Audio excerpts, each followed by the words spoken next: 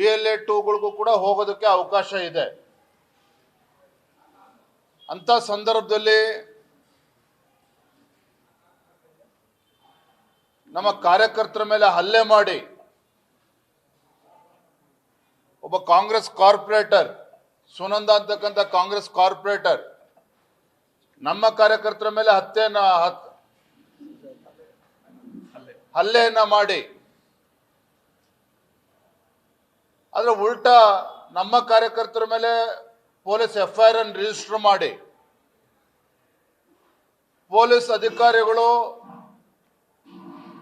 ಹಿನ್ನೆಲೆಯನ್ನ ಸರಿಯಾಗಿ ಅರ್ಥ ಮಾಡ್ಕೊಳ್ದೇನೆ ಈ ಕಾಂಗ್ರೆಸ್ಸಿಗರ ಮಾತನ್ನ ಕಟ್ಕೊಂಡು ಅವ್ರ ಮನೆಗೆ ನುಗ್ಗಿ ಅವ್ರೆಲ್ಲರನ್ನೂ ಕೂಡ ಅರೆಸ್ಟ್ ಮಾಡಿರ್ತಕ್ಕಂಥದ್ದು ನಾವು ಭಾರತೀಯ ಜನತಾ ಪಾರ್ಟಿನ ಖಂಡಿಸ್ತೇವೆ. ಅದಷ್ಟೇ ಅಲ್ಲ, ಸುಜಾತ ಇವಳು ದಲಿತ ಹೆಣ್ಮಗಳು.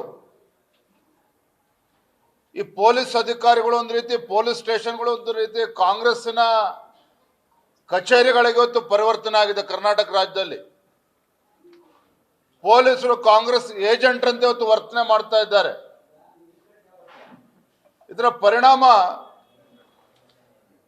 ಸುಜಾತ ಮತ್ತು ಕುಟುಂಬದ ಸದಸ್ಯರನ್ನ ಅರೆಸ್ಟ್ ಮಾಡಿ ಹೋಗ್ತಕ್ಕಂಥ ಸಂದರ್ಭದಲ್ಲಿ ಆ ಮಹಿಳೆಯನ್ನ ವಿವಸ್ತ್ರಗೊಳಿಸಿ ಇವತ್ತು ಹಲ್ಲೆ ಮಾಡಿರುವಂಥದ್ದು ಭಾರತೀಯ ಜನತಾ ಪಾರ್ಟಿ ನಾವು ಇದನ್ನ ಖಂಡಿಸ್ತೇವೆ. ಇದನ್ನ ಮಾನ್ಯ ಗೃಹ ಸಚಿವರು ಇವತ್ತೇನಾರ ಕಾನೂನು ಸುವ್ಯವಸ್ಥೆ ಇವತ್ತು ಬದುಕಿದೆ ಅಂತ ಆದ್ರೆ, ಅಧಿಕಾರಿಗಳು ಇದ್ದಾರೆ ಅಂತ ಆದ್ರೆ, ಯಾರು ಅಯೋಗ್ಯವರ ಅಧಿಕಾರಿಗಳಿದ್ದಾರೆ ತದಕ್ಷಣ ಅವ್ರನ್ನ ಸಸ್ಪೆಂಡ್ ಮಾಡಬೇಕು. ಯಾವ ಅಧಿಕಾರಿಗಳು ಈ ಕಾಂಗ್ರೆಸ್ ಪುಡಾರಿಗಳ ಮಾತನ್ನ ಕಟ್ಕೊಂಡು ಆ ದಲಿತ ಹೆಣ್ಣು ಮಗಳು ಬಿಜೆಪಿ ಕಾರ್ಯಕರ್ತ ಮೇಲೆ ಹಲ್ಲೆ ಮಾಡಿದ್ದಾರೆ, ವಿವಸ್ತ್ರಗೊಳಿಸಿದ್ದಾರೆ, ಆ ಎಲ್ಲ ಅಧಿಕಾರಿಗಳ ವಿರುದ್ಧ ಕ್ರಮನ ಕೈಗೊಳ್ಳಬೇಕು ಅಂತ ನಾನು ಆಗ್ರಹ ಪಡಿಸ್ತಾ ಇದ್ದೇನೆ. ದಿನ ಇದೇ ರೀತಿಯಾದಂತ ಘಟನೆಗಳು ನಡೀತಾ ಇದೆ. ಒಂದ್ ಕಡೆ ಶಾಸಕರ ಮೇಲೆ ಹಲ್ಲೆ ಆಗುತ್ತೆ, ಶಾಸಕರ ಮನೆ ಮೇಲೆ ಫೈರಿಂಗ್ ಆಗುತ್ತೆ. ನೋಡ್ರಿ, ಕಾಂಗ್ರೆಸ್ ಸರ್ಕಾರ 140 ಶಾಸಕರಿದ್ದಾರೆ ಅಂತೇಳಿ ಈ ರೀತಿ ಅಹಂಕಾರದಿಂದ ನಡ್ಕೊಳ್ತಾ ಇದ್ದಾರೆ.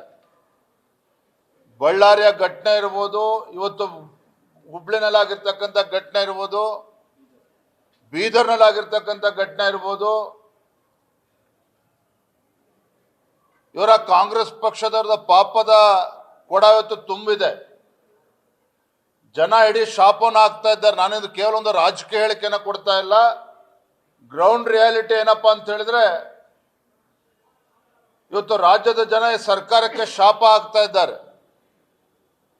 ಯಾವಾಗ ಉತ್ತರ ಕೊಡಬೇಕು ಆ ಸಂದರ್ಭ ಸರಿಯಾಗಿ ಉತ್ತರವನ್ನ ಕೊಡ್ತಾರೆ. ಇದರ ನಡುವೆ ಬಾಬಾ ಸಾಹೇಬ್ ಅಂಬೇಡ್ಕರ್ ಅನ್ನ ಹೆಸರನ್ನ ತೆಗೆದುಕೊಳ್ತಕ್ಕಂಥ ರಾಜ್ಯದ ಮುಖ್ಯಮಂತ್ರಿ ಸಿದ್ದರಾಮಯ್ಯನವರು ಈಗಲಾರು ಎಚ್ಚೆತ್ತುಕೊಂಡು, ಯಾಕಂದ್ರೆ ಗೃಹ ಸಚಿವರು ಒಂದು ರೀತಿ ಅಸಹಾಯಕರಾಗಿದ್ದಾರೆ.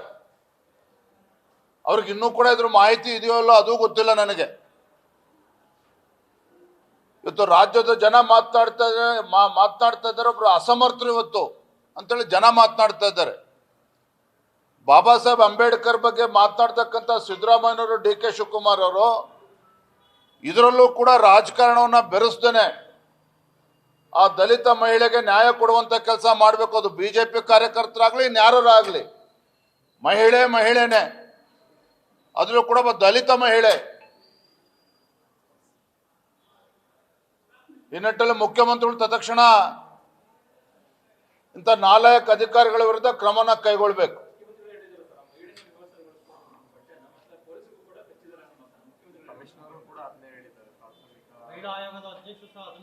ನೋಡ್ರಿ, ಮಹಿಳಾ ಅಧ್ಯಕ್ಷರು, ಆಯೋಗದ ಅಧ್ಯಕ್ಷರು ಯಾರು ಏನಂತ ನಿಮಗೆ ಗೊತ್ತಿದೆ. ಅದ್ರ ಬಗ್ಗೆ ಹೇಳೋದಕ್ಕೆ ಹೋಗೋದಿಲ್ಲ.